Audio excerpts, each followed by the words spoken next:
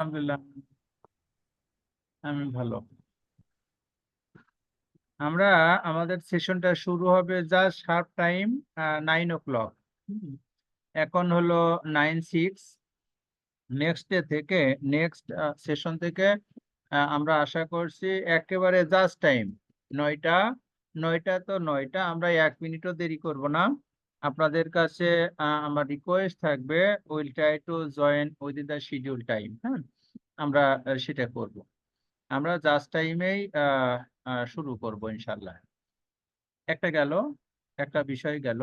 আরেকটা হলো আমরা কি বিষয় পড়বো, সবাই তো এটা জানেন। কি বিষয় পড়বো একটু বলবেন তো? Custom bond management. Customs bond management আমরা এটা পড়বো। এইটা পড়তে যে কাস্টমস এর কিছু বিষয় আছে সেগুলো আমরা দেখব।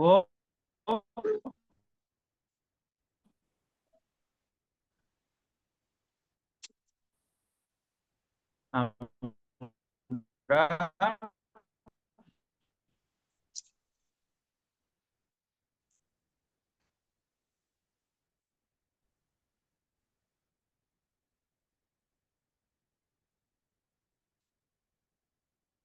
কি বেসিক্যালি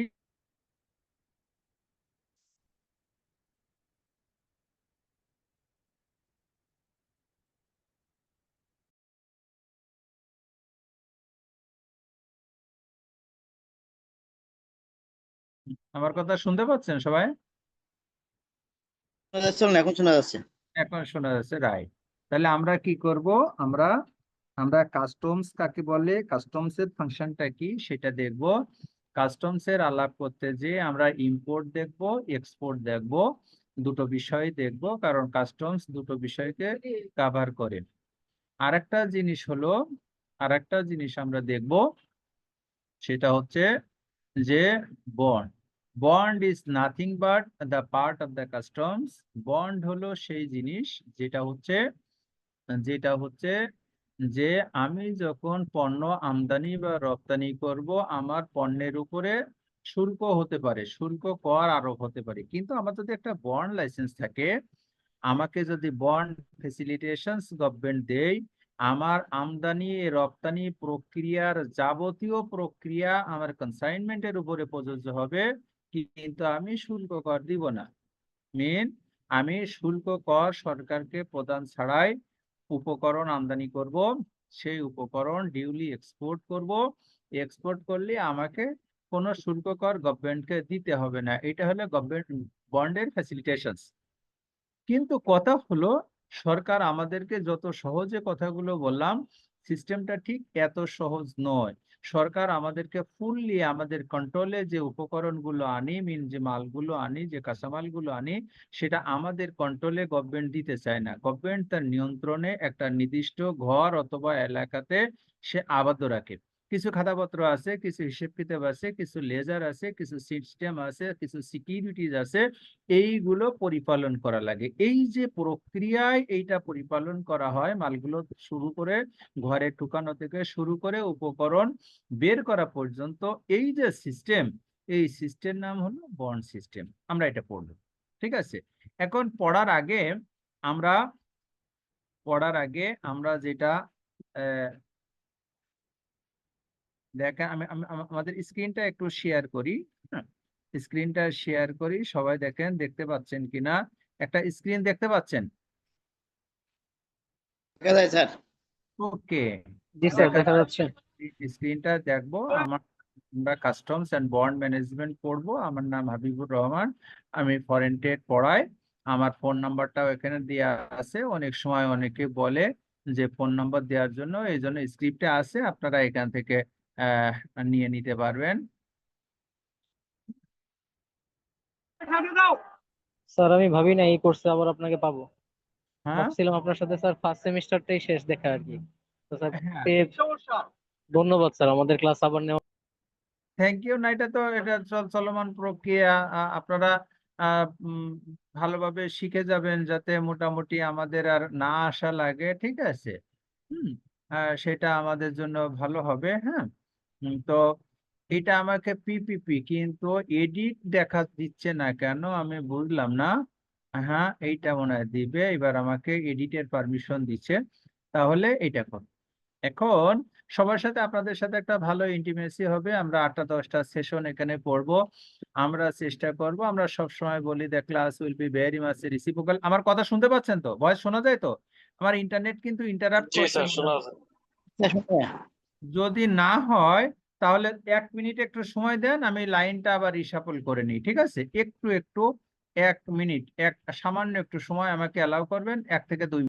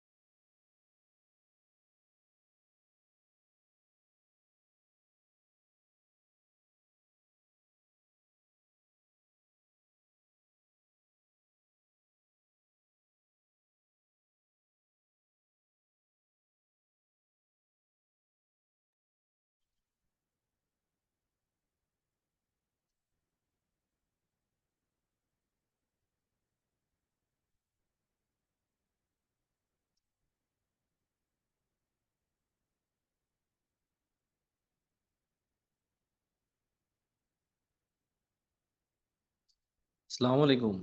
আমি তো কিছু শুনতে পাচ্ছি না, ক্লাস কি হচ্ছে? স্যার আবার রিজয়েন করছে, উনি বললো যে আমি একটু রিজয়েন করি, হয়তো কথা আচ্ছা ক্লিয়ার আচ্ছা না, রিজয়েন করি আচ্ছা আমরা আচ্ছা। স্যার এখন বলছি, হ্যাঁ? না, আমি মনে করলাম আমি ডিসকানেক্ট হয়ে গেলাম কিনা। আচ্ছা।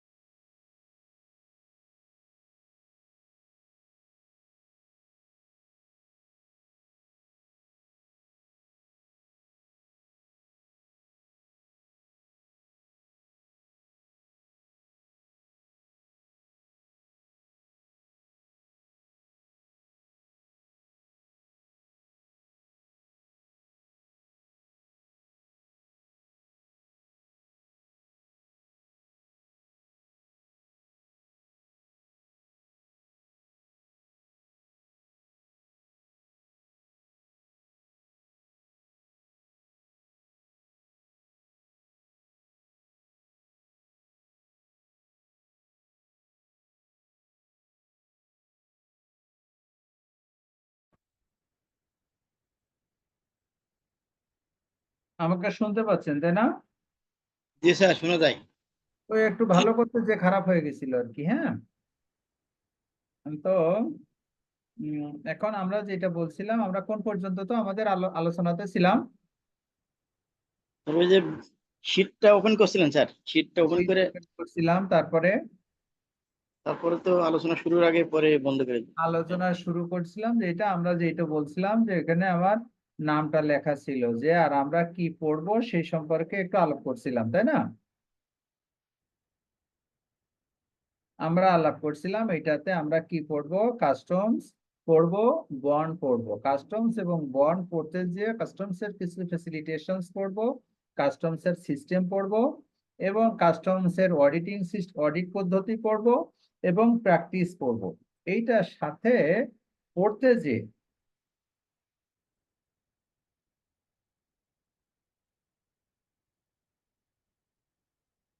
এইটা পড়তে যে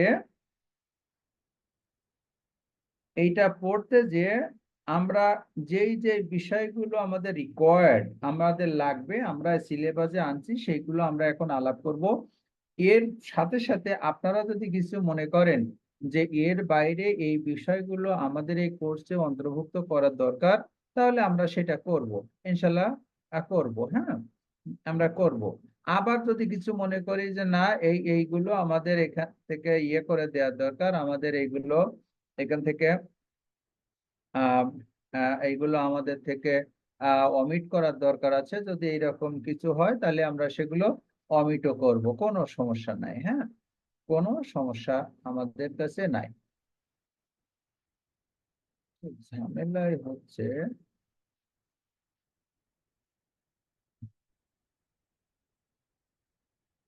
একটু ইয়ে থাকবেন, একটু বেশি। তাহলে আপনারা তো দেখতে পাচ্ছেন, স্লাইডটা দেখতে পাচ্ছেন তাই না? স্লাইডটা দেখা যায়, এখন দেখতে পাচ্ছেন? দেখা যায় স্যার। Okay, thank you. তাহলে আমরা এটাতে আগাবো। প্রথম আমরা আলাপ করতে যে সেটা হলো আমরা নিজেদের সাথে আমরা একটু পরিচিত স্যার হই। স্লাইডটা আরেকটু জুম করলে ভালো হয়, হ্যাঁ, আরেকটু বড় করলে ভালো হয়, জুম করলে ভালো হয়। হ্যাঁ, বড় করা যাবে, দেখা যায় এবার? জি। হ্যাঁ ঠিক আছে। ওকে, আমরা এখানে মোটামুটি আমরা কিছু সংখ্যক মানুষ আমরা এখানে উপস্থিত আছি। আমরা যখন মোটামুটি 2 মাস 2.5 মাস একসাথে পড়ালেখা করব, আমাদের সাথে একটু ইন্ট্রোডাকশনটা থাকার দরকার, পারস্পরিক একটা পরিচিতিও থাকার দরকার। সেটা এখন থেকেই আমরা আজকে একটু পরিচয় হই, আমাদের দিক থেকে শুরু করি সেটা। সবাই একটু পরিচয় দেবেন, প্রত্যেকে নিজের, এবং নামটা বলবেন, এবং কোথায় আছেন কি করেন সেটা যদি বলেন, তাহলে আমরা আমাদের আলোচনাটা ঠিক ওইভাবে আমরা আগায় নিতে পারবো। তো আমরা প্রথম এখানে আছি জালালউদ্দিন সাহেব, এখান থেকে প্রথম একটু বলেন, এবং সবাই সবার পরিচয় একটু দেই, আমরা একটু পরিচিতি হই, তারপরে আমরা ফরমালি ক্লাস শুরু করব। আসসালামু আলাইকুম, আমি জালালউদ্দিন। আমি আমি একটা কোম্পানিতে এজিএম অ্যাকাউন্ট ফাইন্যান্স হিসেবে আছি। আমার আরেকটা পরিচয়, আমি আইসিএম এর কোয়ালিফাই মেম্বার। আমার মেম্বারশিপ নম্বর A1819। আলহামদুলিল্লাহ, উনি আমাদের সাথে আগেও ছিলেন, এবং ভেরি মাচ কি বলবো, আমরা যেটা বলে ছোটবেলায় যেটা বলতাম যে অধ্যবসায়ী এবং ক্লাসে মনোযোগী, উনি সবসময় ক্লাসকে সাপোর্ট করেন পজিটিভলি ফরওয়ার্ডিং করবার জন্য, সেটা ভালো। জালালউদ্দিন সাহেব গুড। উনি যে আইসিএম এ কমপ্লিট সেটা আমি জানতাম না, আজকে জানলাম। থ্যাংক ইউ জালাল সাহেব, থ্যাংক ইউ ভাইয়া, ভালো থাকবেন, সামনের দিকে হয়তো আরো দেখা হবে। এরপরে আসসালামু আলাইকুম, Mahbub Anam, finance and account, power limited, Bedtex এর অংশটা দেখতেছি, আর পাশাপাশি হচ্ছে ইনভেন্টরি ম্যানেজমেন্টটাও। আলহামদুলিল্লাহ, তারপরে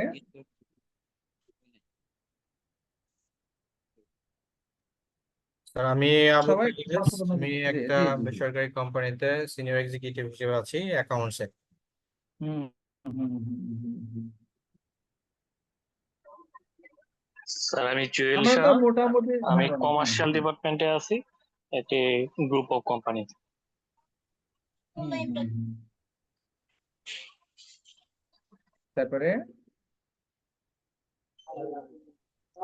আর কেউ আসসালামু আছেন যে আলাইকুম। আছেন একটু বলবেন প্লিজ? আসসালামু আলাইকুম, আমি মফিজুর রহমান।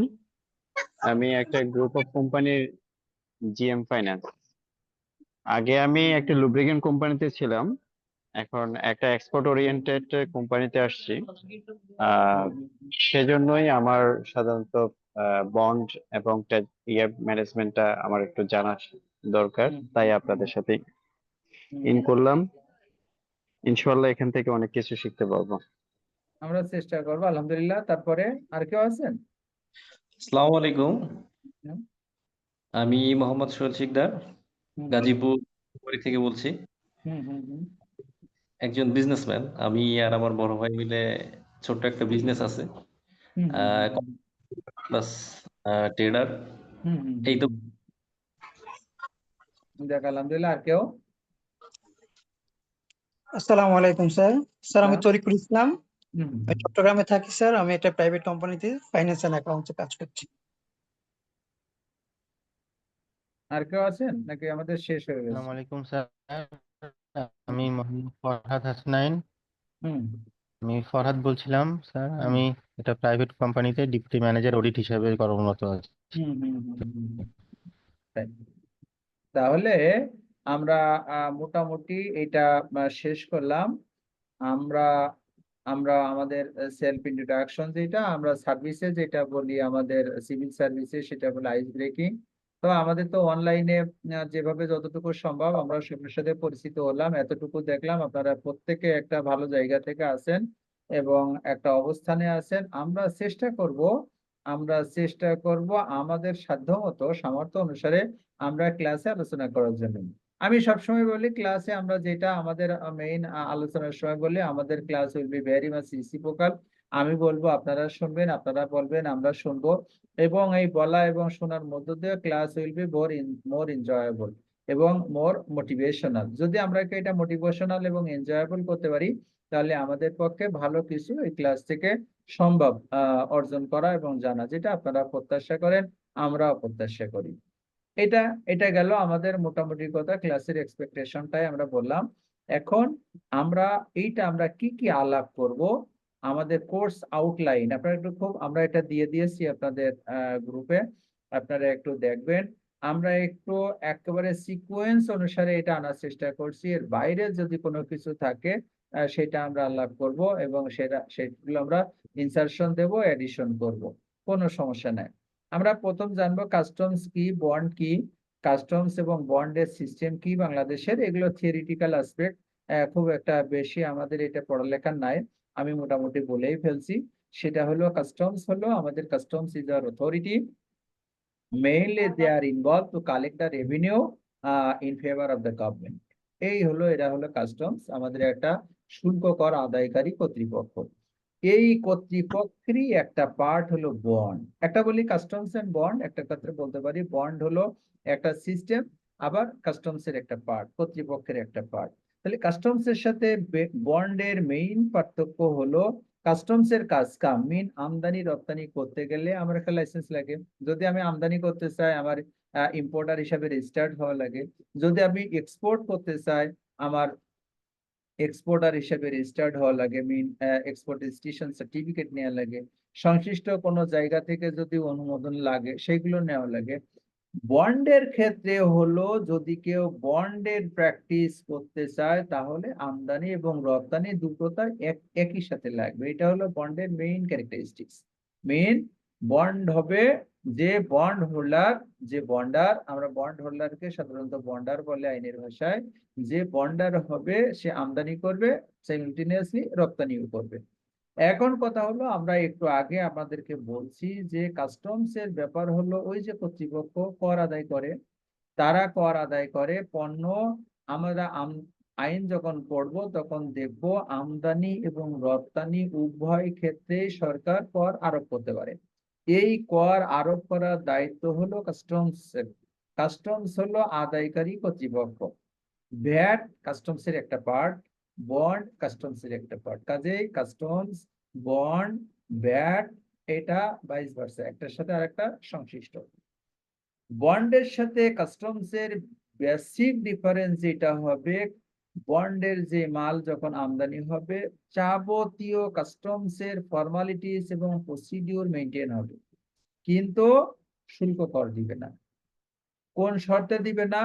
এই মালগুলো একটা জায়গায় আটকানো থাকবে। ধরলাম একটা ঘরের ভিতরে, ধরলাম একটা এরিয়ার ভিতরে, ওই যে ঘর, ওই যে এরিয়া, ওইটার নাম হচ্ছে বন্ড এরিয়া, ওয়্যার হাউস। ওইটার নাম হলো বন্ড এরিয়া, ওইটা হলো ওয়্যার হাউস এরিয়া, মিন গোডাউন।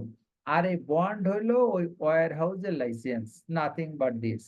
তাহলে আমরা যেটা দেখলাম, কাস্টমসে আমার পণ্য আসবে, মিন আমদানি হবে, সকল প্রকার প্রসিডিউর আমি মেনটেন করব, শুল্ক কর দিব না, যদি আমার এই বন্ড লাইসেন্স থাকে। এবার কি করব? আমি এই পণ্য উপকরণ আনবো, ফিনিশ প্রোডাক্ট আমি খুব একটা আনতে পারবো না, দু একটা ক্ষেত্রে আছে ব্যতিক্রম, সেগুলো আমরা আলাপ করব। এই উপকরণগুলো দিয়ে আমি ফিনিশ প্রোডাক্ট তৈরি করব। উপকরণগুলো আনবো, এই ওয়্যার হাউস আমরা আলাপ করব, ওয়্যার হাউস গুলো সরকারি নিয়ন্ত্রণে থাকবে। এই জায়গাগুলোতে উপকরণ আমি ঢুকাবো একটা সিস্টেমের মধ্য দিয়ে, একটা সিস্টেম মেনটেন করব, সেফটি মেনটেন করব, সিকিউরিটি মেনটেন করব, লেজার মেনটেন করব। আবার ওখান থেকে একই প্রক্রিয়া মেনে আমি মালগুলো, উপকরণগুলো বের করব, করে আমি ফিনিশ প্রোডাক্ট তৈরি করব, করার পরে আমি এক্সপোর্ট করে দেবো। এই যদি আমি এক্সপোর্ট করতে পারি, তাহলে আমার ওই ইম্পোর্ট হবে ডিউটি ফ্রি। যদি কোনো কারণে আমি এক্সপোর্ট করতে ফেল করি, তাহলে এই পণ্য লোকাল মার্কেটে বিক্রি করার সুযোগ আছে, performing maintaining the law rules and regulations. সেক্ষেত্রে আমাকে শুল্ক কর পরিশোধ করা লাগতে পারে, সেক্ষেত্রে আমাকে ওয়্যার হাউসের ভাড়া, ইভেন জরিমানা যদি থাকে প্রযোজ্য ক্ষেত্রে, সেটা পরিশোধ করা লাগে। তাহলে বন্ডের মেইন ফ্যাসিলিটিস হলো আমি শুল্ক মুক্তভাবে পণ্য বা সেবা আমদানি করব, সোজা কথা এটা।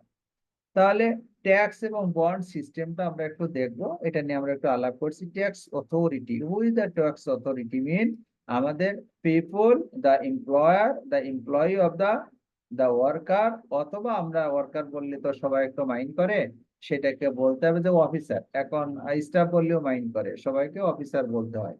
তো আবার স্যার না বললেও দেখবেন মাইন্ড করে, হ্যাঁ। তো এটা হলো tax authority. Tax authority mean the people who are doing the jobs under the National Board of Revenue, NBR। এটা হতে পারে আমাদের বন্ডের জন্য হবে কাস্টমসের অফিসার, বন্ডের জন্য হবে বন্ডের অফিসার, দে আর আওয়ার অথরিটি। কিছু কিছু ক্ষেত্রে আমাদের ভ্যাটও হবে। আমরা দেখবো যাদের বন্ড লাইসেন্স নাই, তারা ডিউটি ড্রব্যাক পাবে। মেন পণ্য ডিউটি দিয়ে আমদানি করবে, কিন্তু সে যদি এক্সপোর্ট করে, তাহলে একটা সার্টেইন অংশ, মেন 8/7 সে ফেরত পাবে। আর একটা জিনিস সেখানে রিসেন্ট যেটা গভর্নমেন্ট করছে, খুব ভালো initiatives, boosting of the export from Bangladesh, যে অনেক কোম্পানি আছে যারা বন্ডের ফর্মালিটিস কমপ্লাই করতে পারে না, কাজে তারা কি করতো, ডিউটি ড্রব্যাক, ডিউটি দিয়ে পণ্য আনতে হতো। অনেক ক্ষেত্রে তারা এক্সপোর্ট করার পরে তো ডিউটি ড্রব্যাক পায়, মিন ফেরত পায়, এইটা পাইতো না। এটার জন্য তাদের জন্য খুব কঠিন এবং ডিফিকাল্টি ছিল। গভর্নমেন্ট কি করছে, এখন ব্যাংক গ্যারান্টি দিয়ে পণ্য বন্দর থেকে খালাস করার সুযোগ প্রদান করছে। যদি এরকম করে এবং সেই পণ্য যদি এক্সপোর্ট হয়, তাহলে তাদেরকেও সরাসরি ক্যাশ অ্যামাউন্ট গভর্নমেন্টকে দেওয়া লাগবে না, ব্যাংক গ্যারান্টির মাধ্যমে দিয়ে তারা শুল্ক মুক্তভাবে পণ্য বা সেবা বাংলাদেশে আমদানি করতে পারবে। এই যে কাজটা রেগুলেট করে, কাজটা কন্ট্রোল করে, কাজটা মনিটর করে, দে আর দ্য অথরিটি। আমরা সংক্ষেপে এদেরকে বলবো ট্যাক্স অথরিটি। এরপরে আমরা law, rules, regulations, SROs, order, general order, explanations related to the customs and bond. Customs এবং বন্ড সম্পর্কে যত আইন কানুন আছে, আমরা ভাস্টলি পড়তে পারবো না, তবে সংক্ষিপ্তভাবে যতটুকু পড়া সম্ভব আমাদের জন্য প্রয়োজন, আমরা সেটুকু বলবো। 270টা ধারা কাস্টমসের, 69 পরে একটা হয়েছে 269টায় যদি ধরেন, তাহলে এই 269টা ধারা আমাদের জন্য পড়া সম্ভব না, কিন্তু যে সার্টেইন ক্লজ গুলো is very much required for performing bond, আমরা সেগুলো পড়বো। এগুলো একটু যতটুকু প্রয়োজন আমরা ব্যাখ্যাতেও যাব। রুলস গুলো পড়বো, শুধু ল পড়বো না, কারণ ল কে বাস্তবায়ন করলে রুল মিন বিধি, বিধি সম্পর্কে একটু ধারণা থাকতে হবে। কিছু কিছু বিধি আছে যেটা সরাসরি বন্ডের জন্য প্রযোজ্য, আমরা একটু পড়বো এবং আপনাদের কাছে বিনীত অনুরোধ করব এই জায়গাগুলোতে আপনারা কোনো গাফিলতি করবেন না। আমাদের এক ভাই বললেন আমি বিজনেস করি, ডেফিনিট বিজনেস করার জন্যই আপনার এই আইন কানুনগুলো ঠিক আপনার একজন জিএম সাহেব যে এরকম জানবে, আমি মনে করি আপনাদের আরেকটু বেশি জানার দরকার। আপনারাও ভালোভাবে পড়বেন এবং ভালোভাবে জানার চেষ্টা করবেন, আমরা সেগুলো পড়বো। এছাড়াও অর্থ হচ্ছে statutory regulatory order.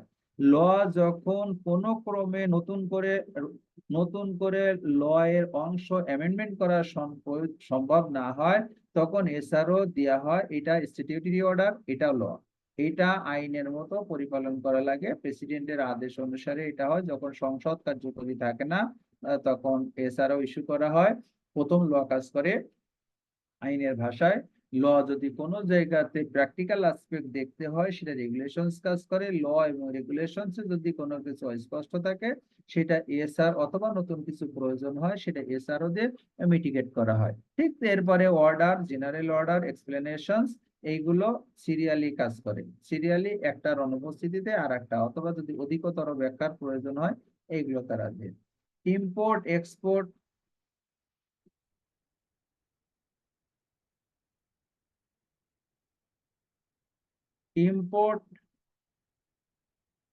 Import export procedure আমরা এটা বলছি পড়বো।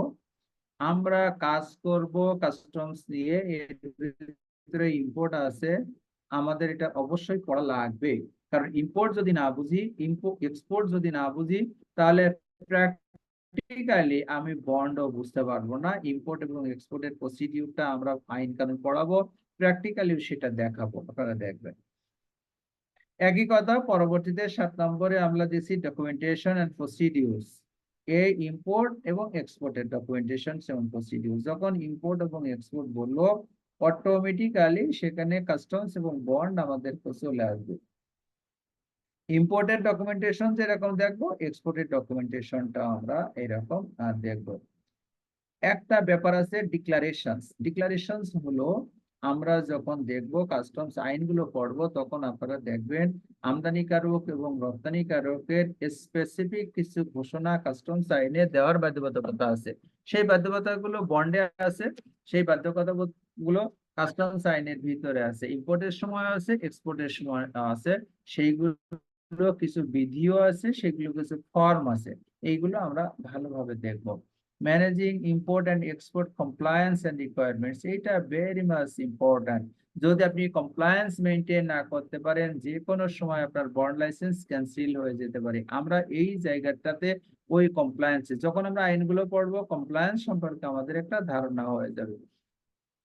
Import, direct export, deemed export, রি এক্সপোর্ট, ডিউটি ড্রব্যাক।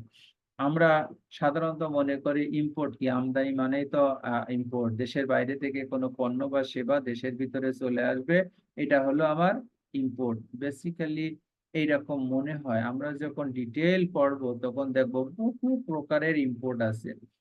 ভ্যাট প্রযোজ্য হবে কোনটাতে? যে পণ্য বা সেবা আমি দেশের ভিতরে আনবো এবং সেটা দেশে খেয়ে ফেলবো অথবা ব্যবহার করে ফেলবো, কনজিউম করে ফেলবো, সেটা হবে ডিরেক্ট ইম্পোর্ট। এই ইম্পোর্টের উপরে সকল প্রকার শুল্ক কর ইনক্লুডিং ভ্যালু এডেড ট্যাক্স প্রযোজ্য হবে। কিন্তু আমরা যে পণ্যটা আনবো, আগে বলছি, আমরা যেটা আনবো সেটা হবে আমার temporary import. Import against bond licence, এই পণ্য আমার দেশে ব্যবহার হবে না। এই পণ্য কোথায় ব্যবহার হবে? এই পণ্য আবার শুধু আমি র মেটেরিয়ালস আমদানি করব, এই র মেটেরিয়ালস দেশের বাইরে চলে যাবে। আমি শুধু ফিনিশ প্রোডাক্ট তৈরি করব উপকরণ দিয়ে। আমি কিছু পণ্য বিদেশ থেকে আনবো, কিছু উপকরণ লোকালি কিনবো। বাইরের বিদেশের পণ্য উপকরণ দেশের উপকরণ মিলিয়ে আমি ফিনিশ প্রোডাক্ট তৈরি করব, সেটা এক্সপোর্ট হবে। এই ইম্পোর্ট বহু প্রকারের ইম্পোর্ট আছে। টেম্পোরারি ইম্পোর্ট আমরা একটা কথা বললাম, সেখানে অন্ট্রাপো আছে, রি এক্সপোর্ট আছে, ট্রানজিট আছে, ট্রান্সশিপমেন্ট আছে, আমরা অনেকগুলো বিষয় আছে, সেগুলো আমরা দেখবো। হ্যাঁ, কোনটা আমাদের জন্য কিভাবে কাজ করে, কিভাবে রিলেট করে আমাদের বন্ডের সাথে, যতটুকু প্রয়োজন আমরা দেখব। এখন হলো আমরা এরপরে আছে ডিরেক্ট এক্সপোর্ট, ডিমড এক্সপোর্ট। আমরা এত সময় জানতাম যে শুধু এক্সপোর্ট মিন এক্সপোর্ট, কিন্তু বন্ডের সময় এসে দেখবো ডেফিনেটলি দুই ধরনের এক্সপোর্ট হবে। মেইনলি এক্সপোর্ট দুই প্রকার, একটা হলো ডিরেক্ট এক্সপোর্ট, মিন আমি সরাসরি একটা পণ্য, আমি এখানে কেমিক্যাল তৈরি করি, আমি এই কেমিক্যাল সরাসরি চায়নাতে এক্সপোর্ট করব, এটা হলো এক্সপোর্ট।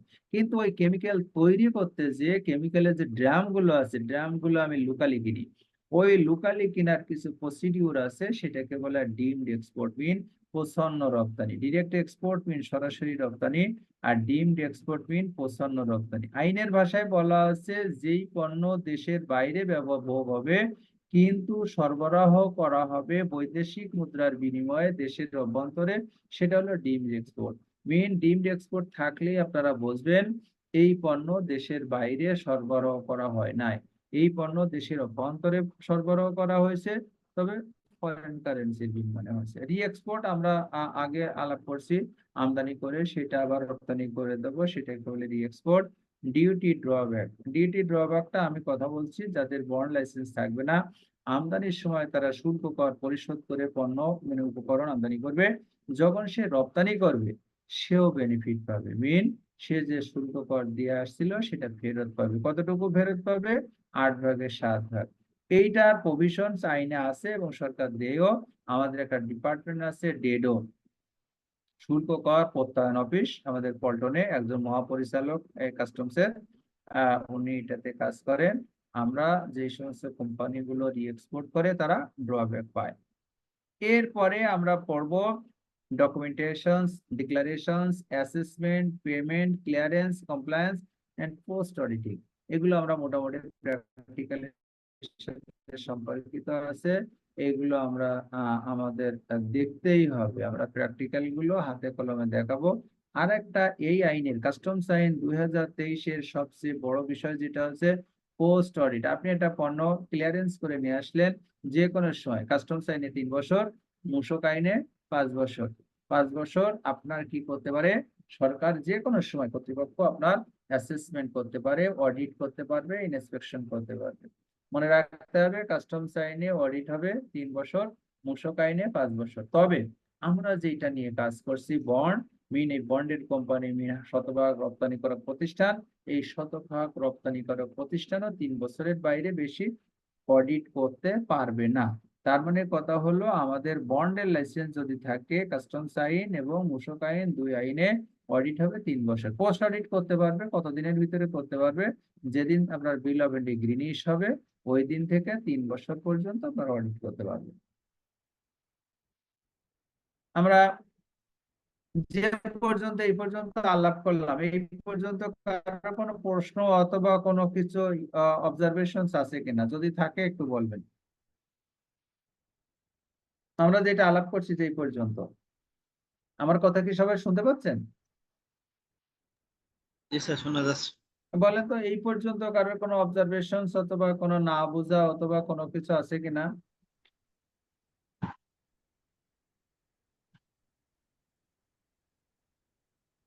ওকে, আমাদের পরবর্তীতে প্রশ্ন আসবে, হ্যাঁ পরে আসবে, সেটা আমরা আলাপ করব।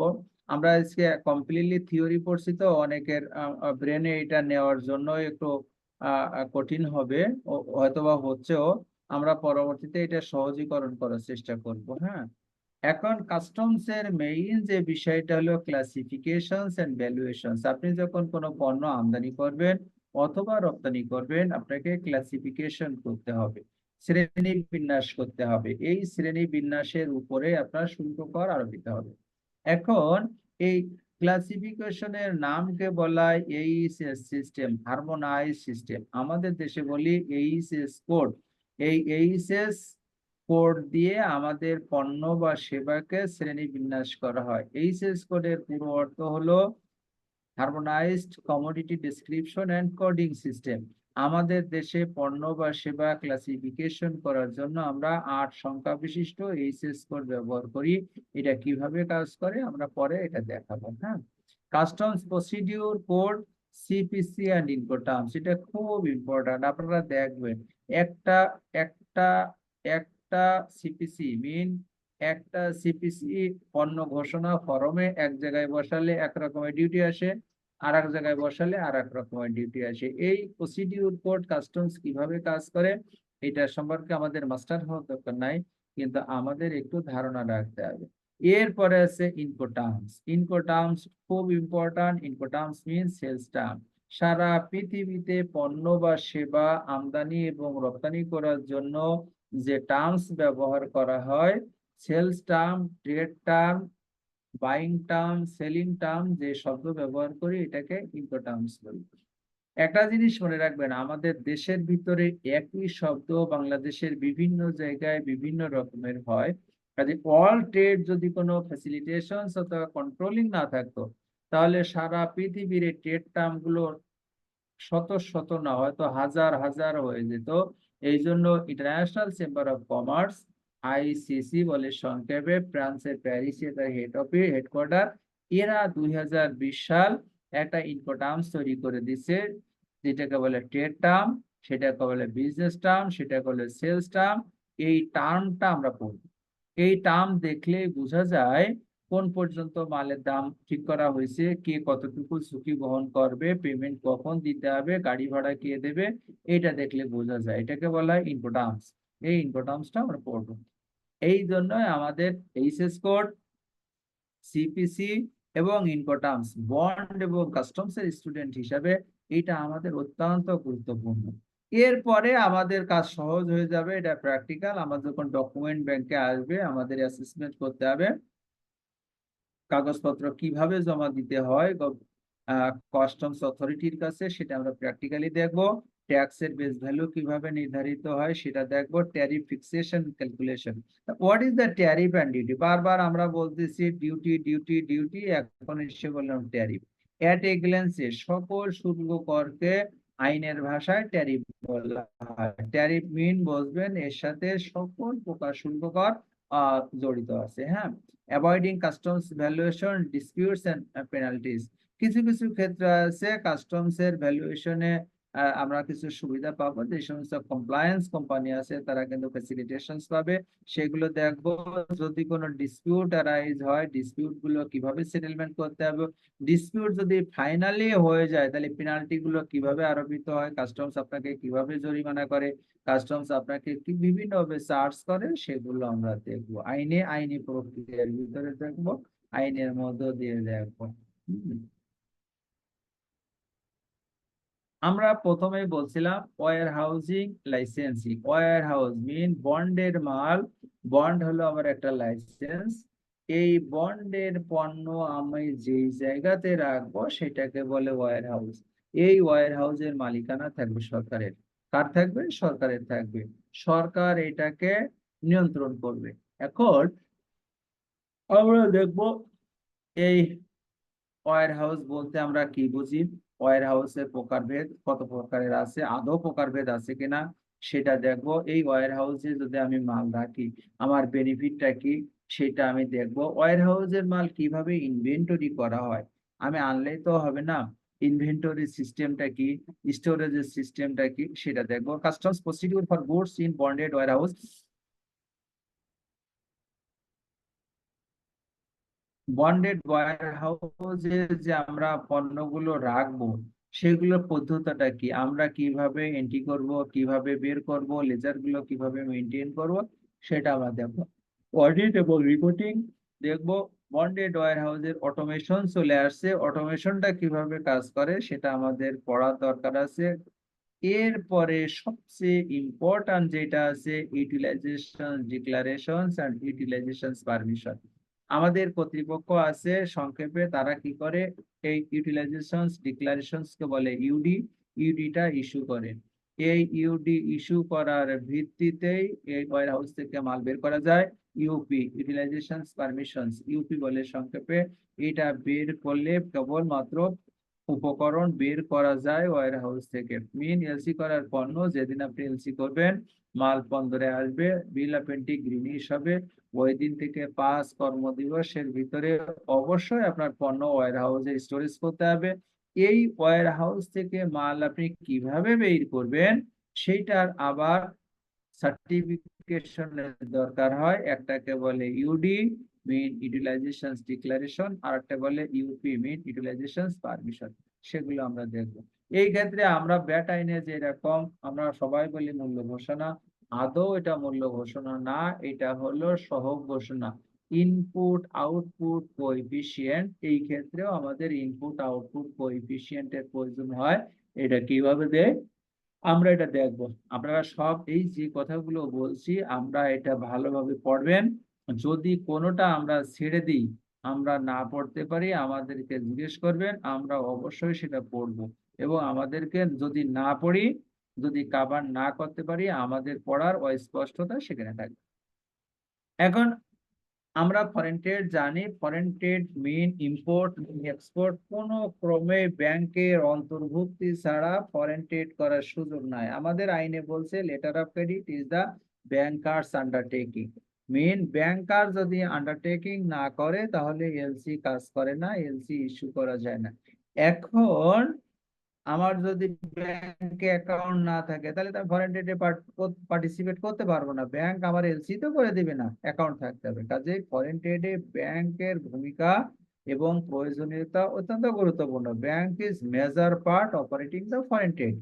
এই বন্ডে আরো গুরুত্বপূর্ণ, কারণ এই ব্যাংকে লিয়েন রাখতে হয়। ব্যাংক মধ্যস্বত্বভোগী হিসাবে কাজ করে এবং আমার যে মাল আছে, যে উপকরণ আসে, এই উপকরণ এবং যে এক্সপোর্ট হয়, এই সবগুলো সত্যায়ন এবং কাগজপত্র ইস্যু করা, বন্ড লাইসেন্স ইস্যু করার জন্য একটা ব্যাংকের সার্টিফিকেশনের দরকার হয় এবং সেইগুলোর উপরে ব্যাংকের অধিকার প্রতিষ্ঠিত হয়। এই যে অধিকার প্রতিষ্ঠিত হয় এটাকে বলে লিয়েন। এখন লিয়েন কি হলো? লিয়েন ব্যাংক একটা না, একটা দুটো তিনটা অনুমোদন হিসেবে আরো বাড়ানো যায়। কোন কোন জায়গায় লিয়েন ব্যাংক, আমি আজকে ইসলামী ব্যাংকের সাথে আবার সম্পর্ক ভালো আছে, ইসলামী ব্যাংকে আমি লিয়েন ব্যাংক করলাম, 6 মাস পরে আমার সম্পর্কটা ভালো হলো না, অথবা আমাকে কি করলো, আমাকে ব্র্যাক ব্যাংক ভালো ফ্যাসিলিটিস করলো। আমি এই লিয়েন সত্ত্ব ইসলামী ব্যাংক থেকে আমি ব্র্যাক ব্যাংকে নিয়ে যেতে পারবো। আইনে সে সুযোগ আছে। কিভাবে করে সেগুলো আমরা দেখব। তাহলে মোটামুটি এইগুলো আমরা পড়লাম। এখন এর পরে আমরা যেটা দেখবো ওয়্যার হাউজিং সিস্টেম এবং টাইমিং। আপনি যে ওয়্যার হাউসে মাল আনবেন, এই ওয়্যার হাউসে মাল আনবেন, সব মাল একসাথে রাখবেন। আপনি কেমিক্যাল এক জায়গায় রাখবেন, আপনি গার্মেন্টস এর র মেটেরিয়ালস এক জায়গায় রাখবেন, আপনি শিপের মেটেরিয়ালস এক জায়গায় রাখবেন, আপনি ফুডের মেটেরিয়ালস এক জায়গায় রাখবেন, আপনি লিকার এক জায়গায় রাখবেন। এটা হবে না। সরকার ভাগ ভাগ করে দিছে। এই ভাগ গুলো কি আমরা একটু দেখব এবং প্রত্যেক ভাগের আলাদা আলাদা টাইম আছে। আপনি পণ্য আনবেন, ওয়্যার হাউসে বছরের পর বছর রেখে দেবেন, হবে না।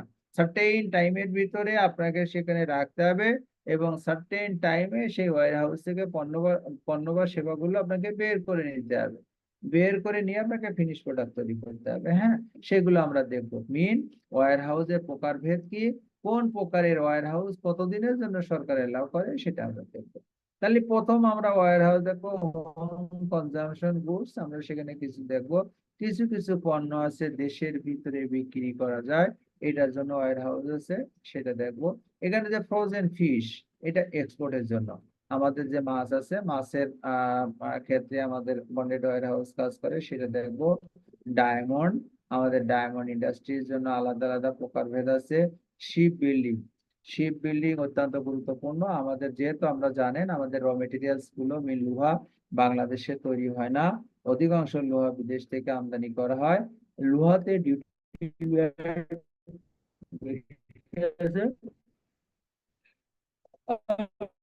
যদি বন্ডের আনেন আপনাকে ডিউটি দেওয়া লাগবে না। সাব কন্ট্রাক্টিং, এই যে কোম্পানি কাজ, লোকাল কোম্পানি, কিছু কোম্পানি একটা মূল কোম্পানির পক্ষ হয়ে কাজ করে, সেটা করলে সাব কন্ট্রাক্টিং। এটাতেও বেনিফিট পাওয়া যায়, বন্ডের বেনিফিট পাওয়া যায়। EPZ, economic region, high tech park, এইগুলো হলো বন্ড ওয়্যার হাউসের প্রাণ এই জায়গাগুলোতে যেই কোম্পানিগুলো কাজ করে বেসিক্যালি তারা বন্ড লাইসেন্স দিয়ে কাজ করে। আমরা এরপরে দেখব বন্ড অথরিটির ক্ষমতা কতটুকু, তারা আসলে কতটুকু পর্যন্ত কি করতে পারে, সাথে সাথে দেখব তাদের দায়িত্ব। এই ক্ষমতা এবং দায়িত্বের ভিতরে পড়বে অডিট, তারা যে কোনো সময় আমার অডিট করতে পারবে, ইন্সপেকশন করতে পারবে। অডিট এবং ইন্সপেকশনে যদি কোনো অসামঞ্জস্যতা পায়, আইন পরিপালনে আমার যদি কোনো difficulties থাকে, আমার যদি কোনো ব্যত্যয় থাকে, আমাকে ফাইন করতে পারে, আমাকে পেনাল করতে পারে। আমি সঠিকভাবে পরিশোধ না করি, আমার লাইসেন্স ক্যান্সেল করতে পারে। এবং অযাচিত ভাবে এটা করা হয়েছে, তাহলে হায়ার অথরিটির কাছে আপিল এবং রিভিশনের সুযোগ আইনে আছে, সেগুলো আমরা করব। সর্বতভাবে আমরা এখানে জানি we are the student of the very much elementary level. আমরা প্রাথমিক পর্যায়ের ছাত্র সবাই, যদি আপনারা দেখছেন আমাদের ভিতরে আইসিএমই আছে, কমার্শিয়াল ম্যানেজার আছে, বিজনেসম্যান আছে, কিন্তু এই জায়গাগুলোতে considering the customs and bond, considering the foreign trade, considering the export, considering are very much student of the elementary level, এই জন্য সব কিছুকে আমরা প্রাথমিকভাবে সেইভাবে বোঝার চেষ্টা করব যে আমরা এটা জানতাম না, এখন নতুন করে জানি এবং নতুন করে বুঝি, এগুলো বোঝার চেষ্টা করব। এবং ভেরি ইজি ওয়েতে, শর্ট ওয়েতে, সরল স্বাভাবিক এবং প্রাঞ্জল ভাষায় আমরা সেটা আলাপ করব। যেহেতু এখানে এক্সপোর্ট এবং ইম্পোর্টের কথাবার্তা গুলো আসবে, কিছু শব্দ আছে very much related to the English and technical some words এবং some sentences we will get that is English. তো ইংরেজি তো আমরা ভালো পারি না, আমরা ভালো পারি সবসময় মাতৃভাষা আমাদের বাংলা। প্রয়োজনের জন্য যে কিছু শব্দ আসবে আমরা সেগুলো ইংরেজি পড়বো। আপনাদের বুঝতে যদি কখনো ডিফিকাল্টিস হয়, ইংরেজি গুলো আমরা যত প্রকারে পারি সেগুলো আমরা বাংলা করার চেষ্টা করব। এই পর্যন্ত আমরা পড়লাম।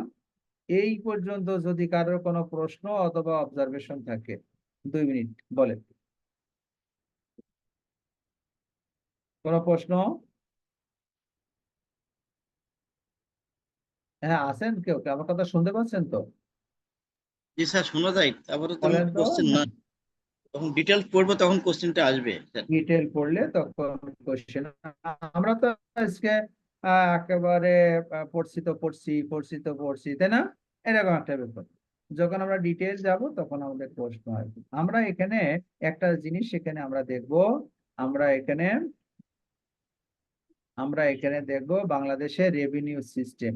রেভিনিউ সিস্টেমটা আমরা কথা বলছি, বেসিক্যালি বাংলাদেশের রেভিনিউ সিস্টেম কিভাবে কাজ করে। আমাদের রেভিনিউ সিস্টেমের অথরিটি এনবিআর আমাদের একটা সিস্টেম তৈরি করেছে, আমরা এটা বলছি ট্যাক্স। আসলে এটাকে আমরা ট্যাক্স বলবো না, এটাকে আপনাকে বলতে হবে ট্যারিফ। হ্যাঁ, এটা হলো মেইন ট্যারিফ সিস্টেম। আমাদের বাংলাদেশের ট্যারিফ সিস্টেম হলো এটা। এইটার ভিতরে থাকবে ডিরেক্ট ট্যাক্স, ইনডিরেক্ট ট্যাক্স। এখন ডিরেক্ট ট্যাক্স কাকে বলে, ইনডিরেক্ট ট্যাক্স কাকে বলে? ডিরেক্ট ট্যাক্স হলো যেই করের দায় এবং ভার করদাতার উপরে বর্তায়। যেরকম ইনকাম ট্যাক্স, আমি 10 টাকা ইনকাম করছি, 10 টাকার উপরে আমাকেই ট্যাক্স দিতে হবে, ট্রাভেল ট্যাক্স। আমি লন্ডন যাব, যাওয়ার আগে আমাকে ট্রাভেল ট্যাক্স আমাকে দিতে হবে। কিন্তু ইনডিরেক্ট ট্যাক্স কি? ইনডিরেক্ট ট্যাক্সে হলো করের দায় একজনের, ভার একজনের। হ্যাঁ, এটা হলো ইনডিরেক্ট ট্যাক্স। যেরকম ধরেন ভ্যালু এডেড ট্যাক্স, আপনি একটা প্রডিউসার, আপনি একটা সাবান তৈরি করেন, এই সাবানের দাম হলো 10 টাকা, এর ভিতরে 1 টাকা আছে ভ্যাট, মোট 11 টাকা। এই 10 টাকা আপনি যখন বেচবেন 11 টাকায় বেচবেন, কিন্তু লাভ সহ খরচ সহ আপনার হচ্ছে দাম 10 টাকা। এই 10 টাকা আপনি রাখবেন, 1 টাকা সরকারকে দিয়ে দেবেন। এই 11 টাকা কালেকশন করা, মিন 1 টাকা কালেকশনের দায় আপনার, আপনি নিবেন, মেন যে বেচবে তার, কিন্তু ভার হলো ওই যে লোক যার উপরে কোনো কর প্রযোজ্য নাও হইতে পারে, একটা রিক্সাওয়ালা, সে যদি এই সাবানটা কিনে তাহলে সে এই টাকাটা পরিশোধ করবে। তাহলে ডিরেক্ট ট্যাক্সের ভিতরে ইনডিরেক্ট ট্যাক্সের বেসিক পার্থক্য হচ্ছে দায় এবং ভার করদাতার উপরে বর্তায়। ইনডিরেক্ট ট্যাক্সে দায় এবং ভার করদাতার উপরে বর্তায় না। করদাতার দায় থাকে কিন্তু ভার থাকে যে ব্যবহার করে সে। তার উপরে যদি ডিরেক্ট ট্যাক্স প্রযোজ্য না হয়, ইনডিরেক্ট ট্যাক্স গরিব মানুষের উপরে প্রযোজ্য হতে পারে। এটা হলো ইনডিরেক্ট ট্যাক্সের একটা খারাপ দিক। ধনী গরিব নির্বিশেষে সবার উপরে ইনডিরেক্ট ট্যাক্স আরোপিত হয়, আর ডিরেক্ট ট্যাক্স সাধারণত ধনীর উপরে আরোপিত হয়। ইনডিরেক্ট ট্যাক্সের ভিতরে আমরা একটা শব্দ বলছি ভ্যালু অ্যাডেড ট্যাক্স বা ভিএটি। এখানে আরো কতগুলো শব্দ পড়বো। এখানে custom duty, CD, regulatory duty RD, supplementary duty and value added tax, এই সবগুলো করই হলো ইনডিরেক্ট ট্যাক্স। ডিরেক্ট ট্যাক্স এবং ইনডিরেক্ট ট্যাক্স নিয়ে প্রশ্ন থাকা উচিত। আপনারা প্রশ্ন, আপনাদের কাছে ডেফিনিট আছে, এই প্রশ্নগুলো মাথায় রাখেন, এটা আমার কাছে জিজ্ঞেস করবেন। হ্যাঁ, আমরা ডিরেক্ট ট্যাক্স এবং ইনডিরেক্ট ট্যাক্স নিয়ে আলাপ করে ফেলছি। আমরা এখানে ইংরেজিতে একটু লিখছি progressive and can not be shifted.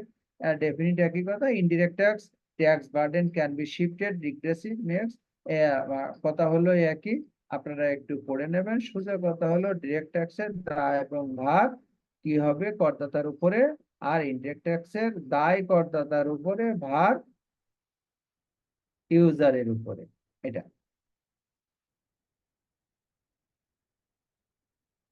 আমরা যেহেতু বলেছিলাম যে অ্যাডমিনিস্ট্রেশন সিস্টেম দেখবো, বেসিক্যালি আছে NBR, national board of revenue. National board of revenue তিনটা ডিপার্টমেন্ট, একটা হচ্ছে কাস্টমস, একটা হচ্ছে ভ্যাট, একটা হচ্ছে ইনকাম ট্যাক্স। আসলে আমরা মূল জিনিসটা এখানে লিখি নাই। এখানে এই কাস্টমস এর আবার দুটো পার্ট হবে, একটা আছে কাস্টমস আর একটা হলো বন্ড। এই জায়গাটাতেই আমরা এখানে শুধু পড়বো কাস্টমস এবং বন্ড, এটা আমরা পড়বো। আমরা আমরা বলছি আমরা বলছিলাম আমরা অথরিটি কি জিনিস সেটা দেখব, ট্যারিফ কি জিনিস সেটা দেখব। আমরা এই দুটো জিনিস দেখছি। এরপরে আমরা একটা কথা বলছিলাম যে ল, রুলস এন্ড রেগুলেশনস। এই ল, রুলস এন্ড রেগুলেশনস পড়তে দিয়ে দেখব আইনের ভাষায় আমরা যেটাকে বলি রেগুলেটরি ফ্রেমওয়ার্ক। নিয়ন্ত্রণকারী কর্তৃপক্ষের বেঁধে দেওয়া ছক বা চার্ট বা সীমারেখা বা কার্য পরিচালনা করার নিয়ম কানুন। এইটা আমরা দেখব দুই ধরনের ল, রুলস এন্ড রেগুলেশনস আমাদের জন্য প্রযোজ্য হবে। একটা হলো domestic sets of regulations, international sets of regulations. আমরা যখন আমদানি করব, ডেফিনিট আমাদের জড়িত থাকবে আমার দেশের বাইরের একটা পার্ট, বিদেশ, India, Nepal, Bhutan, America, China, ইউরোপীয় ইউনিয়ন, এদের দেশগুলো সব সময় ইনভলভ থাকবে। এই জন্য কাস্টমস এর কার্যক্রম করার জন্য আমাকে ডোমেস্টিক রুলস এন্ড রেগুলেশনস মেনে চলতে হবে, আমাকে ইন্টারন্যাশনাল রুলস এন্ড রেগুলেশনস অনেক মেনে চলতে হবে। ডোমেস্টিক রুলস এন্ড রেগুলেশনস কোনগুলো আমাদের জন্য অ্যাপ্লিকেবল, বেশি প্রয়োজন হবে, সেটা আমরা দেখব। ইন্টারন্যাশনাল রুলস এন্ড রেগুলেশনস কোনটা আমাদের জন্য প্রযোজ্য হবে সেটা আমরা দেখব। আমরা বললাম দেখব, এটা সেই জিনিসগুলো কি আমরা একটু ইন ব্রিফ দেখব। সেটা হলো domestic sets of regulations. Domestic rules, আইন কানুন আমরা কি কি পড়বো সেটাতে বলবো ফরেন এক্সচেঞ্জ রেগুলেশনস অ্যাক্ট 1947, 1947 সালে ব্রিটিশরা আমাদের বৈদেশিক মুদ্রা নিয়ন্ত্রণ আইন যেটা করছে সেটা পড়বো। এখনো এই আইন বাংলাদেশে প্রচলিত বলবৎ আছে, আমাদেরকে পড়তেই হবে। ইম্পোর্ট পলিসি অর্ডার এখনো পর্যন্ত মোটামুটি অনুমোদন হয়ে আছে, যে কোনো সময় নতুনটা চলে আসতে পারে, না আসা পর্যন্ত আমরা 21-24 পড়বো। এক্সপোর্ট পলিসি 24-27 এখন চলে আসছে, এটা পড়বো। কাস্টমস অ্যাক্ট 2023, কাস্টমস অ্যাক্ট আমরা পড়বো। আমাদের বিশেষ করে বন্ডের জন্য যেগুলো প্রয়োজন সেগুলো বেশি করে পড়বো। Value added tax and supplementary duty act 2012, এটা আমাদের খুব একটা এখানে লাগবে না। তারপরেও যদি কখনো আমরা ফেইল করি, আমরা যেটা বলছিলাম আমি পণ্য শুল্ক মুক্ত ভাবে আনলাম বন্ডের লাইসেন্সের মাধ্যমে, মেইন ক্যারেক্টারিস্টিক্স হচ্ছে এই পণ্য আমাকে এক্সপোর্ট করতে হবে। যদি আমি এক্সপোর্ট করতে না পারি, দেশে আমাকে শুল্ক কর পরিশোধ করে বিক্রি করতে হবে। এই জন্যই ভ্যালু অ্যাডেড ট্যাক্স কে আমরা এখানে নিয়ে আসছি। ইনকাম ট্যাক্স অর্ডিন্যান্স 1984, এটা হলো import export control act. Basically আমাদের এই যে ইম্পোর্ট পলিসি এবং এক্সপোর্ট পলিসি এই দুটো ইস্যু হয় ইম্পোর্ট এক্সপোর্ট কন্ট্রোল অ্যাক্টের আন্ডারে। হ্যাঁ, এই জন্য আমরা এই আইনটা আমরা দেখব, খুব একটা বেশি পড়া লাগে না। ইম্পোর্ট পলিসিতে এবং এক্সপোর্ট পলিসিতে এই ভদ্রলোকের কথাবার্তাগুলো সুন্দরভাবে বোঝানো থাকে। Importers exporters and indentors registration order 2023, এটা হচ্ছে বাংলা আইন। যদি আমরা ইংরেজিতে লিখছি, সবগুলো ইংরেজিতে না, আমাদের import foreign exchange regulations act এটা ইংরেজিতে আমরা দেখব। ইম্পোর্ট পলিসি অর্ডার আমরা লিখছি ইংরেজিতে, আসলে এটা বাংলা। এটা আছে আমদানি নীতি আদেশ। এক্সপোর্ট পলিসি এটা লিখছি ইংরেজি, এটা হলো বাংলা। কাস্টমস অ্যাক্ট 2023 এটাও বাংলা। ভ্যালু অ্যাডেড ট্যাক্স এটাও বাংলা। কাজে এই বাংলা আইনগুলো যারা পারেন, আমাদের এনবিআর এর সামনে বই আকারে পাওয়া যায়। আমাদের কাস্টমসেরও আপনাদের ডেফিনিট কিছু বই কিনতে হবে, সেই জায়গাতে পাবেন। আর যদি না পান, আমরা যখন পড়ব কপি আপনাদেরকে প্রোভাইড করব। আমাদের ফরেন এক্সচেঞ্জ গাইড করার জন্য, বিশেষ করে বন্ড গাইড করার জন্য বেশি যে জিনিসটা কাজ হবে সেটা হলো আমাদের সেন্ট্রাল ব্যাংকের একটা গাইডলাইন আছে, সেটাকে বলা হয় ফরেন এক্সচেঞ্জ গাইডলাইন 2011। হ্যাঁ, ইনকাম একটা 2023 দেওয়ার দরকার স্যার, কিন্তু ইনকাম ট্যাক্স 1984 এসেছে স্যার। ইনকাম ট্যাক্স ওইটা 2023 এটা তো কার্যকরী হয়ে গেছে, তাই না? ওটা তো চলছে এখন স্যার, ওই জায়গাটা ওটা কার্যকরী হয়ে গেছে না? হয়ে গেছে তো। তাহলে ইনকাম ট্যাক্স ওটা কি অর্ডিন্যান্স না অ্যাক্ট? অ্যাক্টই দিছে, তাই না? 2023 এটা কার্যকরী হয়েছে। যেহেতু ইনকাম ট্যাক্সের সাথে আমি খুব একটা জড়িত না, এই জন্য এটা আপগ্রেড হয়ে ওঠেনি এই জায়গা। হ্যাঁ, আর ফরেন এক্সচেঞ্জ গাইডলাইন এটা আমাদের খুব লাগবে। এর সাথে রিলেভেন্ট যে এসআরও গুলো, এই যে কয়দিন আগে বললাম যে বন্ড না থাকলেও এখন ব্যাংক গ্যারান্টি দিয়ে যদি কেউ ডিক্লেয়ার করে yes I am importing this sorts of raw materials, it will be used at the raw materials and the finished product subsequently export। যদি এরকম এক্সপোর্ট হয় তাহলে সে ডিউটি ভ্যাট ছাড়াই, শুল্ক কর ছাড়াই পণ্য শুল্কায়ন করতে পারবে। হ্যাঁ, পারবে। এরপরে আমরা যেটা পড়বো ডোমেস্টিক রুলস এন্ড রেগুলেশনস এর কথা বললাম। এবার আমার আসবে international rules and regulations. International rules and regulations এর ভিতরে আমরা পড়বো uniform customs and practice for documentary credit to UCP 600, এটা হলো 207 ভার্সন। 2007 সালেরটা এখনো চলছে UCP 600। Basically international letter of credit কে রেগুলেট করবার জন্য, লেটার অফ ক্রেডিট কে ফর্মাল ওয়েতে নিয়ন্ত্রণ করবার জন্য যে আইন কাজ করে সেটা হলো uniform customs and practice for documentary credit, সংক্ষেপে আমরা বলি ইউসিপি 600।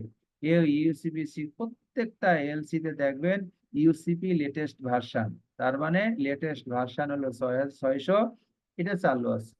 আমরা সব পড়তে পারবো না, কিছু পড়বো। Uniform rules for bank to bank reimbursement আমরা খুব একটা পড়বো না, শুধু জানার জন্যই আমরা একটু লিখে রাখছি। Uniform rules for bank to bank collection, এটা লাগে international standard banking practice. UCP 600 যদি কোনো জায়গায় ফেইল করে, কোনো ডিসপিউট যদি হয়, ওই ডিসপিউটকে সমাধান করবার জন্য, ডিসপিউটকে মিটিগেট করবার জন্য ইন্টারন্যাশনাল চেম্বার কমার্স অধিকতর ব্যাখ্যা সম্বলিত যে পাবলিকেশন তাদের আছে সেটাকে বলা হয় international standard banking practice.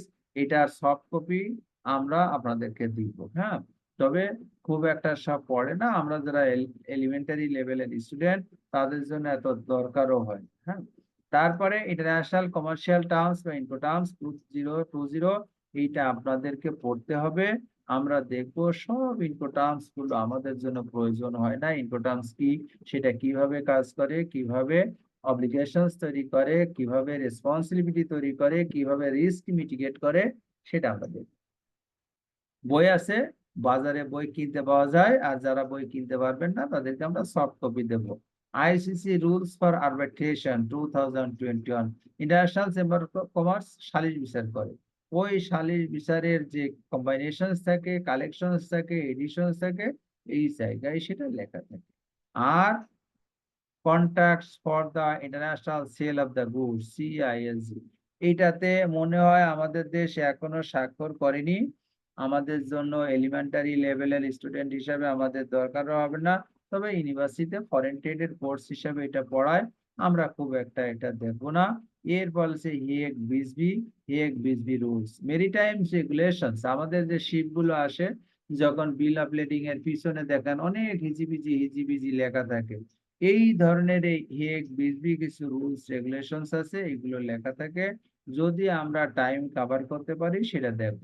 Basically কিছু জিনিস আসেনি এখানে। ডাব্লিউটিওর কিছু রুলস রেগুলেশনস আছে, ডাব্লিউটিও কিভাবে আমাদের বিজনেসকে কন্ট্রোল করে সেটা আমরা দেখব। এর বাইরে আমাদের কিছু আছে অ্যাডভান্স ইকোনমিক অপারেটর, এইটা এখানে আসেনি, আমরা সেটা দেখবো। যেটা compliance customer of the government, সরকারের নিয়ম নীতি মেনে চলে, এই বন্ডের আওতায় তাদেরকে স্পেশাল কিছু ফ্যাসিলিটেশন গভর্নমেন্ট দেয়, সেগুলো আমরা দেখব। মোটামুটি এইগুলো আমরা আলাপ করব আগামী দিন। আগামী ক্লাসে আমরা কাস্টমস একটা নিয়ে একটু পড়বো। পড়ার আগে আপনাদেরকে বিধিবিধানগুলো দেব, থিওরি গুলো আমরা দেখব। কাস্টমস আইনে 269টা ধারার ভিতরে কোন কোন ধারাগুলো আমাদের জন্য অ্যাপ্লিকেবল, এবং কিছু সংজ্ঞা যেগুলো প্রয়োজন হবে সেটা আমরা দেখব, আমরা সেগুলো পড়ব। এর পরবর্তীতে আমরা আমরা আমদানি নীতি আদেশ, রপ্তানি নীতি, সেগুলো বললাম, সেগুলো পরবর্তীতে পড়বো। আগামী ক্লাসে আমরা যেটা পড়বো সেটা হচ্ছে কাস্টমস আইন 2023। এইটা আমাদেরকে আমি ক্লাসের আগে দিয়ে দেব, সেগুলো আপনারা পড়বেন। এইগুলো আপনাদেরকে দেওয়া হয়েছে, আপনারা এগুলো পড়বেন। যত পড়বেন তত মাথার ভিতরে প্রশ্ন তৈরি হবে, তত যদি প্রশ্ন করেন আপনারা কিছু জানতে পারবেন, আপনাদের মাধ্যমে আমিও কিছু শিখতে পারবো। হ্যাঁ, তাহলে এই পর্যন্ত আমরা মোটামুটি ফার্স্ট ওরিয়েন্টেশন টাইপের যেটা হলো আমাদের রিকোয়ার্ড গুলো আমরা আলাপ করলাম। এখানে যদি আপনারা মনে করেন এর বাইরে কোনো কিছু সংযোজন করার দরকার, অথবা আমি এমন কিছু কথাবার্তা বলছি that is no for required at all, then we will omit from this guideline, from this timeline, আমরা এখান থেকে বাদ দেব। এখন আপনারা যারা আছেন, আপনারা you are the very much learned, you need to know, যেইটা আপনাদের জানার দরকার সবাই একটু আলাপ করবেন, এবং আলাপ করে এই কোর্সকে রিচ করবার জন্য আপনারা সহযোগিতা করবেন। আপনারা একটু এখন প্রশ্ন এবং আলোচনার সময় সবাই একটু পার্টিসিপেট করেন প্লিজ।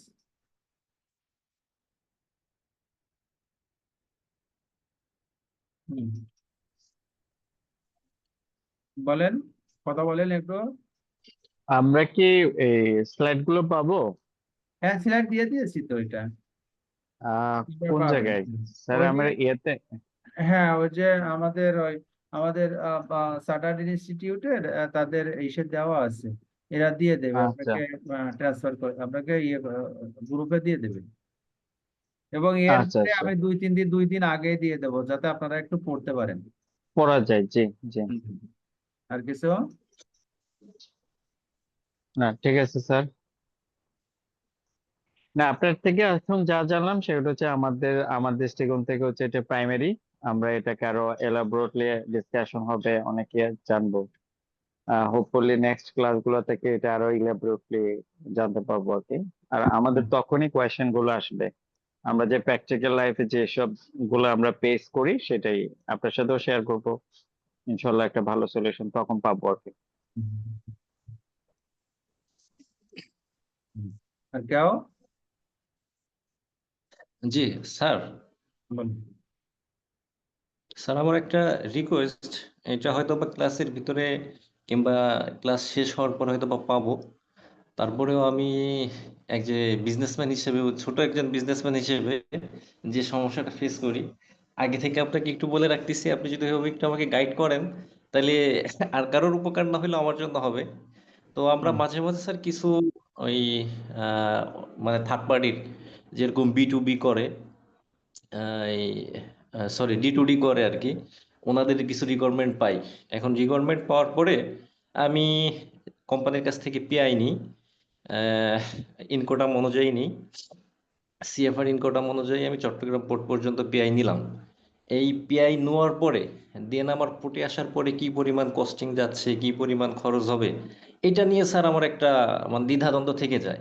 দেন আমাদের সিএনডি এজেন্ট আছে 2-3 জন, তাদের সাথে কথা হয়, কথা হইতে হইতে একটা ডিস্টেন্স গ্যাপ তৈরি হয়ে যায়। দেখা যায় কি সিএনডি ব্যস্ত আছে, একটু লেট হচ্ছে, এর মাঝখানে দেখা যায় কি আমার পার্টি যেটা আছে ওইটা হয়তো বা একটু অন্যদিকে চলে যায় কিংবা ছুটে যায়। তো আমি চাচ্ছি কি স্যার যদি আমাকে একটু এভাবে একটু গাইড করেন যে আমি পিআই নেওয়ার পরে কোনো কোম্পানি থেকে পিআই নিলাম, পিআই নেওয়ার পরে আনুমানিক আমি একটা আমার হিসাব দাঁড় করাইতে পারি যে আমার পোর্টে কি পরিমাণ খরচ হবে, কিংবা আমি এখান থেকে কয় টাকা লাভ করব, যাতে আমি কাস্টমারকে একটা আনুমানিক একটা হিসাব বলতে পারি, যাতে এটা আমার মাল করার পরে, মাল আনার পরে 19-20 হোক, মানে আমার ক্যালকুলেশন স্যার 19-20 হোক, কিন্তু অনেক সময় দেখা যায় কি সিএনডি এর কাছ থেকে আমি যে হিসাবটা নিই স্যার, সেটা 15-20 হয়ে যায়। তো সেই ক্ষেত্রে স্যার আমার তো প্রফিট থাকে না। এই বিষয়টা স্যার একটু যদি আস্তে মেন আস্তে আপনার আমাদের কি কাছে যেটা মানে বললাম আমার ক্ষেত্রে আর কি সেটা সুবিধা হবে? বন্ড না, আপনি লোকাল কনজিউম করার জন্য ইম্পোর্ট করবেন, তাই তো? জি জি জি জি, বন্ড না স্যার। না, বুঝছি। এই ক্ষেত্রে হ্যাঁ, এই ক্ষেত্রে আমাদের আমাদের প্রবলেমটা হলো কি, আমাদের সিএনএফ লাইসেন্স গুলো হয় কি, এই এখন একটা সিএনএফ অধ্যাদেশ বিধিমালা জারি করা হয়েছে। ধরেন আমার দাদার একটা লাইসেন্স ছিল, হ্যাঁ, ওইটা আমার বাবা মালিক হয়েছে, পরে আমি মালিক হয়ে গেছি। এই মালিকরা খুব একটা এটা দেখে না, স্টাফরা পরিচালনা করে। এই স্টাফরা খুব একটা লেখাপড়াও জানে না, আইন সম্পর্কে সচেতন না। ওই কাস্টমস এর অফিসাররা যা বলে সেটাই করে। তো তারা সেখানে ইম্পোর্টার অথবা এক্সপোর্টারের ইন্টারেস্টকে প্রোটেক্ট করতে পারে না।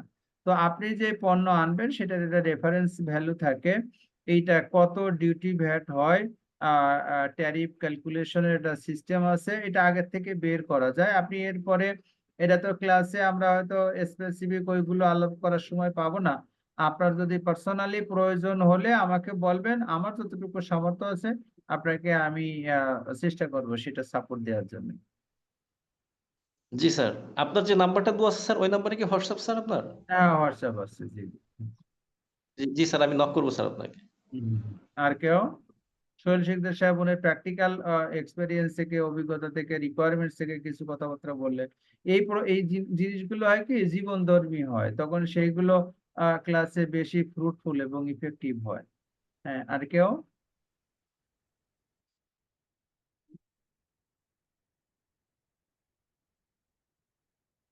যদি কোনো ইয়ে না থাকে তাহলে আমরা আজকে মোটামুটি এই জায়গাতে রাখবো, এবং আগামী দিন থেকে আমাদের ক্লাসগুলো সাধারণত 2 ঘন্টা করে হবে। ঠিক আছে? আপনারা এই গাইডলাইনটা একটু ফলো ইনশাল্লাহ। করবেন। কোনো মতামত থাকলে, কোনো এডিশন থাকলে, কোনো রিডেমশন থাকলে, কোনো সাবট্রাকশনস থাকলে, সেগুলো একেবারে কোনো সমস্যা নেই। আপনারা নির্দ্বিধায় আপনাদের প্রয়োজনগুলো, আপনাদের ফর্মালি ফ্যাসিলিটেশনস গুলো, আপনাদের ডিফিকাল্টিস গুলো লিখবেন। আমার কোনো কথা বুঝতে না পারলে সেটা লিখবেন, কারণ আপনাদের বোঝানোর জন্য আমরা এটা চেষ্টা করি। আপনারা যদি না বুঝতে পারেন, আমাদের এই জ্ঞানগর্ভ লেকচারের কোনো দাম নাই। এই জন্য কোনো জায়গাতে বুঝতে না পারলে সাথে সাথে সেটা লিখে দেবেন। আমি কি বোঝাতে পারছি সবাইকে? জি স্যার।